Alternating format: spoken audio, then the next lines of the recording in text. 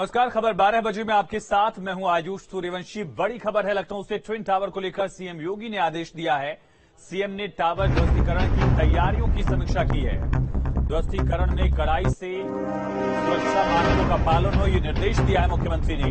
28 अगस्त को सुबह खाली कराई जाएंगी सोसाइटीज। एमरल्ड कोर्ट और एटीएस विलेंस सोसाइटी खाली होगी। टावर के चारों ओर की सड़कों पर आवागमन प्रतिबंधित रहेगा आधे घंटे। Noida, greater Noida express way भी बंद रहेगा।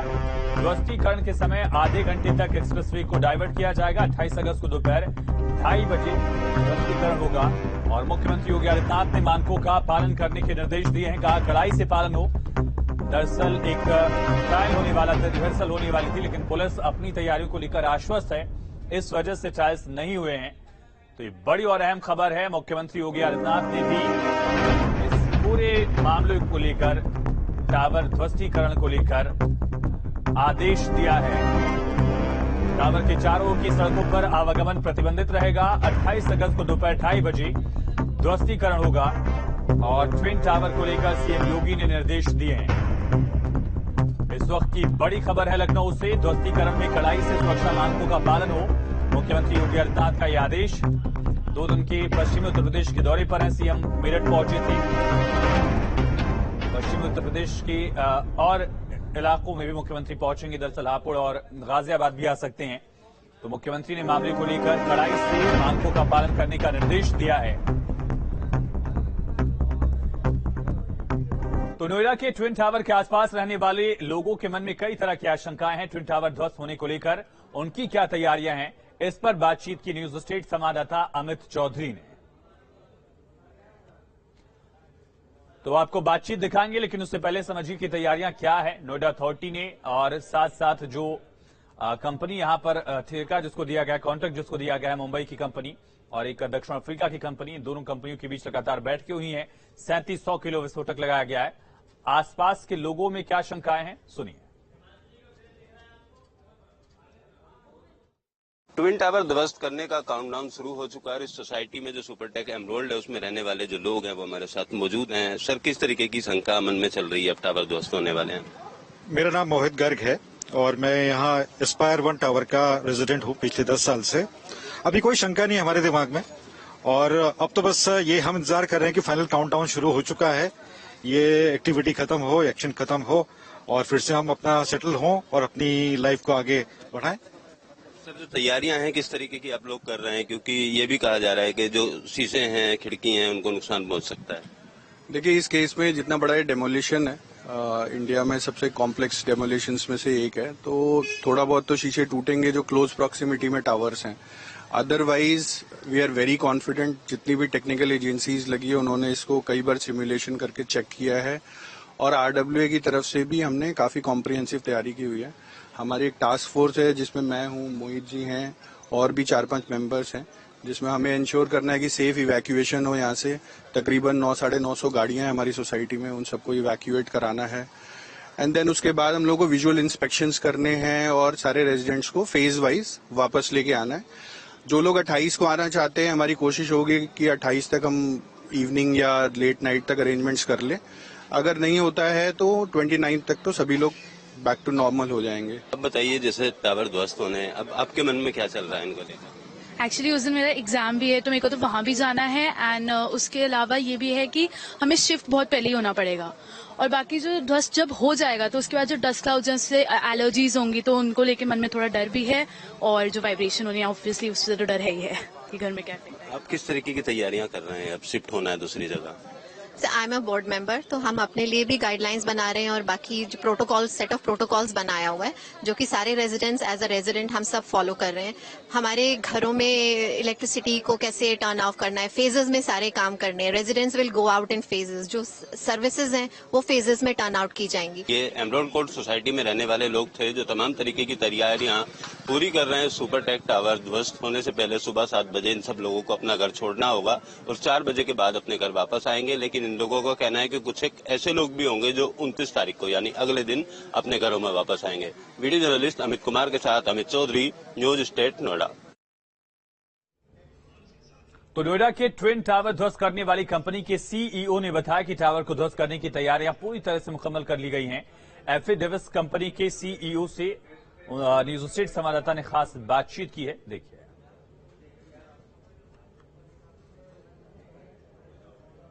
एडिफिस कंपनी जो इन दोनों टावर्स को ध्वस्त कर रही है, उस कंपनी के डायरेक्टर और सीईओ उत्कर्ष मेहता जी हमारे साथ मौजूद हैं। जो आज तक की अगर बात की जाए तो किस तरीके का अपडेट है, क्या क्या काम पूरा कर लिया गया है? हम लोग आज कम्प्लीटली कल शाम को ये ऑलमोस्ट रेडी हो गए थे। हम लोग अभी एक्स्ट्रा प्रिकॉशंस के सोच के और लाइंस लगा रहे हैं और कनेक्शंस कर रहे हैं, ताकि जिसको हम रिडंडेंट प्लानिंग बोलते हैं कि इनकेस अगर एक सर्किट काम नहीं करता है तो दूसरा सर्किट उसको फायर करना चाहिए। सो हम अभी सिंस हम लोग कम्प्लीटली रेडी है, हमारे पास काफी टाइम है, सो हम लोग एक एक चीज और बढ़ाते जा रहे हैं। होटल में बैठ के कुछ करने से मतलब नहीं है, इससे अच्छा हम लोग साइड पे रह के वो कर रहे हैं। आज सुबह हमने सीबीआरआई के साथ सुबह 7 से 9 हमारी मीटिंग हुई, क्योंकि हम लोग काफी कुछ चीजें रिसर्च के तरीके से भी यहाँ देख रहे हैं। सो हाई स्पीड कैमराज है, ड्रोन्स है, नॉर्मल कैमराज है, वो सब कहाँ लगाने, किस पॉइंट पे रखने हैं, कैसे रखेंगे, एक्सीलरेशन मेजरमेंट करने वाले, जैसे ऊपर से बिल्डिंग नीचे आने को कितना सेकंड्स लगा वो एग्जैक्ट मेजर करने वाले। सो वो सब प्लानिंग आज सुबह हम लोग 2 घंटा की है। सुबह 7 से 9 हमारा सीबीआरआई से मीटिंग था। अभी वापस हमारा टीम कनेक्शन रिडंडेंसी कनेक्शंस के लिए चले चुके हैं ऊपर। और अभी कल का दिन एक हमारे पास पूरा है जहां हम कंप्लीट चेक करेंगे कि इसमें कोई दिक्कत छूट नहीं गई है, कोई होल बच नहीं गया है। क्योंकि आप पहले दिन से लगातार इस टावर को गिराने में काम कर रहे हैं, तो आसपास की सोसाइटी या नोएडा के लोगों के लिए क्या कहना चाहेंगे जो ध्वस्तीकरण होगा उसको लेकर? सर सर हमने पहले दिन से ये कहते आए हैं कि हम लोग बहुत कॉन्फिडेंट है ये काम करने में, बिकॉज हमने काफी एफर्ट्स डाले इसमें, काफी इंजीनियरिंग हुई है प्रोजेक्ट के बारे में। So overall as a team इसमें 1 जन 2 जन का काम नहीं है, पूरी टीम है जिसपे जुड़ी हुई है। सो हम लोग overall everyone is confident.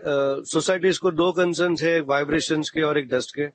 Dust आएगा और वो 10 मिनट में वो डिसिपेट हो जाएगा। हाँ बिल्कुल, थोड़े लॉन्च एरिया में नीचे जमीन पे रहेगा डस्ट, बट ऐसे मत सोचिए कि वो आधा इंच और 1 इंच का, वो मामूली लेयर रहेगा जो इमीडिएटली नोएडा अथॉरिटी ने ऑलरेडी क्लियर कर दिया कि काफी स्वीपिंग मशीन्स, ऑलमोस्ट 200 लेबर वो डिप्लॉय करने वाले इमीडिएटली आफ्टर द ब्लास्ट 6 बजे के बाद, जैसे क्लियर जोन डिक्लेयर हो जाएगा।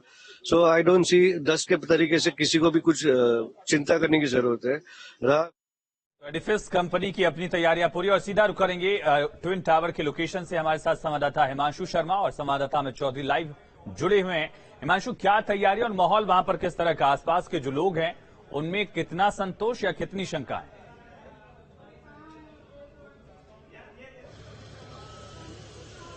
देखिए, सबसे पहले मैं आपको क्लियर कर दूं, जो सीबीआरआई की जो क्लियरेंस वाली बात थी वो क्लियर हो चुकी है। जो यहाँ के टीम लीडर हैं डॉक्टर डीपी कानूनगो, उनसे हमारी बात हुई है और एक्सक्लूसिव बातचीत में उन्होंने ये बताया है कि रोजाना सर्च चल रहा है, यानी कि रोजाना टावर में जाकर कोई कमी नहीं है, इस बात को देखा जा रहा है। कल फाइनल मीटिंग हुई थी जिसमें ऋतु माहेश्वरी, नोएडा प्राधिकरण की सीईओ, वो खुद सम्मिलित हुई थी और उसके बाद इंतजार था सीबीआरआई की टीम का क्लियरेंस का, जिसको शाम 5 बजे दे दिया गया था। एक बार फिर सीबीआरआई की टीम आज यहां पहुंची थी और पूरा सर्वे किया गया, जिसमें जेट इंजीनियरिंग और सुपरटेक और जो तमाम टीम है, जो अन्य एजेंसीज है, वो उसके अंदर इन्वॉल्व रही थी। और उन सभी से बात करने के बाद ये कह दिया गया है कि अब 28 तारीख को दोपहर 2:30 बजे 10 से महज 12 सेकंड के अंदर जो ट्विन टावर है वो जमींदोज होगा। पहला ऐसा इंडिया का इतना ऊंचाई का टावर रहेगा जिसे इस तरह से ब्लास्ट करके जमींदोज किया जाएगा। बाकी जो यहाँ पर जो सीएफओ हैं और साथ ही जो यहाँ के ट्रैफिक एडवाइजरी क्या है, उस पर बातचीत के लिए हमारे साथ अमित चौधरी जो हमारे सहयोगी हैं वो मौजूद हैं, क्योंकि उस पर बात कर आए हैं। उनसे हम बात कर लेते हैं, किस तरह की बातचीत अमित आपकी रही है और क्या कुछ एडवाइजरी दी गई है। देखिए, पोल्यूशन डिपार्टमेंट की सबसे पहले अगर बात करें तो पोल्यूशन डिपार्टमेंट के रीजनल अधिकारी से हमारी बातचीत हुई है और पोल्यूशन डिपार्टमेंट के रीजनल अधिकारी ने साफ तौर पर कहा है कि क्योंकि पहली बार उत्तर प्रदेश में या एनसीआर में इस तरीके के टावर को डेमोलिश किया जा रहा है, तो अभी पोल्यूशन डिपार्टमेंट के अधिकारियों को इस बात का कतई अंदाजा नहीं है कि पोल्यूशन का लेवल क्या होगा। पोल्यूशन लेवल नापने के लिए 6 मशीनें जो टावर है ट्विन टावर, इसके आसपास लगाई गई हैं। इसके अलावा 6 मशीनें शहर में पहले से वर्किंग है। तो उन लोगों का यही कहना है कि जिस वक्त टावर ध्वस्त होगा उस वक्त उस धूल को रोकने के लिए किसी तरीके का इंतजाम अभी नोएडा अथॉरिटी या पोल्यूशन डिपार्टमेंट के पास नहीं है, लेकिन जिस तरीके से अब वो डेमोलिश हो जाएगा, उसके बाद धूल या जो भी मलबा नीचे आएगा, उसके बाद पानी का छिड़काव किया जाएगा और धीरे धीरे पोल्यूशन को कंट्रोल करने की कोशिश जो है वो की जाएगी। अमित, इसमें मैं एक बात और ऐड करना चाहूंगा। जो हमारी बात यहाँ पर हुई थी डीपी कानूनगो, जो कि सीबीआरआई के यहाँ के टीम लीडर हैं, उन्होंने ये बताया था कि नोएडा अथॉरिटी ने जितनी भी स्मोक गन नोएडा के अंदर हैं और ग्रेटर नोएडा के अंदर हैं, वो सभी यहाँ पर रहेंगी। जैसे ही ब्लास्ट कंप्लीट हो जाएगा और ग्रीन सिग्नल मिलेगा, वो सभी यहाँ पहुंचेंगी और कोशिश की जाएगी जो डस्ट और जो धुएं का गुबार होगा उसे यहाँ पर रोका जा सके। हालांकि वो इस बात की भी आशंका जता रहे हैं मौसम विभाग के अकॉर्डिंग कि हो सकता है 28 तारीख को बारिश हो जाए, और अगर बारिश हो जाती है तो एक वरदान की तरह वो साबित होगी, खासतौर पर उस दिन के लिए, क्योंकि जो धूल उड़ेगी और उसके बाद एयर क्वालिटी इंडेक्स, जिसकी सबसे ज्यादा चिंता जो सोसाइटी के लोगों को है, आसपास के लोगों को है, जिसका डर लोगों को है, उससे काफी हद तक जो परेशानी है, जो जूझना पड़ेगा, वो नहीं होगा। लेकिन इस बात में अब कोई दो राय नहीं है कि 28 तारीख को दोपहर 2:30 बजे ब्लास्ट किया जाएगा, और ब्लास्ट 3 लोग मिलकर ये ब्लास्ट करने जा रहे हैं, जिसमें जेट इंजीनियरिंग रहने वाली है, साथ ही एडिफिस और एक अन्य, यानी 3 लोग रहेंगे जो ब्लास्ट का बटन दबाएंगे, जो महज 100 मीटर के दायरे के अंदर रहेंगे। बाकी कोई भी अन्य इस 100 मीटर के दायरे के अंदर नहीं रहने वाला है। पहले ही जो ट्रैफिक रूट है उसको बंद किया जाएगा, 10 जगह बैरिकेड लगाए जाएंगे। उस पर सीधा अमित से बात कर लेते हैं। अमित, किस तरह से फिर रूट डाइवर्जन रहने वाला है, क्योंकि 15 मिनट पहले और 15 मिनट बाद तक ट्रैफिक को रोक दिया जाएगा, और अगर ग्रेटर नोएडा एक्सप्रेस से रोका जाता है तो कहां से रूट डाइवर्ट होगा? बिल्कुल, देखिए ट्रैफिक जो डीसीपी ट्रैफिक है उनसे हमारी अभी बात हुई है। उनका कहना है कि यमुना एक्सप्रेसवे से जो आने वाला ट्रैफिक है वो फरीदाबाद फ्लाईओवर के पहले एक कट है, वहां से यमुना पुस्ते से होने वाला जो रोड है उस पर डाइवर्ट किया जाएगा, और ब्लास्ट होने के 15 मिनट पहले एक्सप्रेसवे को बंद किया जाएगा, जबकि आधे घंटे बाद तक उसको बंद रखा जा सकता है, क्योंकि टावर डेमोलिश जब होंगे उसके बाद उसकी धूल कितनी देर में नीचे बैठती है, उसके अनुमान के हिसाब से एक्सप्रेसवे को बंद या खोला जाएगा। उसी को लेकर करीब 45 मिनट का समय भी एक्सप्रेसवे बंद हो सकता है। दूसरी तरफ अगर बात की जाए इस सोसाइटी में या दूसरी सोसाइटी में रहने वाले लोगों के वाहनों की, तो उनके वाहन खड़े करने के लिए बोटनिकल गार्डन और सेक्टर 18 की मल्टी लेवल पार्किंग को चिन्हित किया गया है। वहां पर उन लोगों की जो गाड़ियां हैं वो पार्क की जाए। अमित, मेरा एक सवाल आपसे ये भी है, क्योंकि शुरुआत से आप कवर कर रहे हैं, यहाँ पे शुरुआत से आप कवरेज दे रहे हैं, और उसके बाद यहाँ के जो सोसाइटी के लोग हैं उनसे भी लगातार आप बातचीत कर रहे हैं, उनमें किस तरह का माहौल है, कितना डर उनके अंदर है? क्योंकि खासतौर पर एमरोल्ड कोर्ट हम देखें या एटीएस विलेज की बात करें, लगातार आप उनसे बातचीत कर रहे हैं, तो उसके बारे में क्या कहना है, लोगों का क्या कहना है? देखिए, बिल्कुल सोसाइटी के लोगों से लगातार हमारी बातचीत हो रही है, और सोसाइटी के लोगों के साथ साथ जो एक्सपर्ट हैं जिनको डेमोलिश करना है उन लोगों से बातचीत हुई है, या ब्लास्ट करने वाले जो ब्लास्टर हैं उनसे भी बातचीत हुई है। तो इस बात का अनुमान सभी लोग जाहिर कर रहे हैं कि जिस वक्त ब्लास्ट होगा, क्योंकि 3700 किलो विस्फोटक इन दोनों टावर्स के अंदर है, तो उस वक्त ब्लास्ट होने वक्त जितने भी शीशे या दरवाजे हैं उनको नुकसान जरूर पहुंच सकता है। इस बात का अंदेशा एक्सपर्ट की तरफ से भी जाहिर किया जा रहा है, और जो सोसाइटी में रहने वाले लोग हैं वो भी इस बात को मान रहे हैं। आखिरी 50 घंटे लगभग बाकी हैं ब्लास्ट में, अब क्या रह गया है, क्या तैयारियां और की जानी है, और इन 50 घंटे में क्या क्या किया जाना है? बिल्कुल,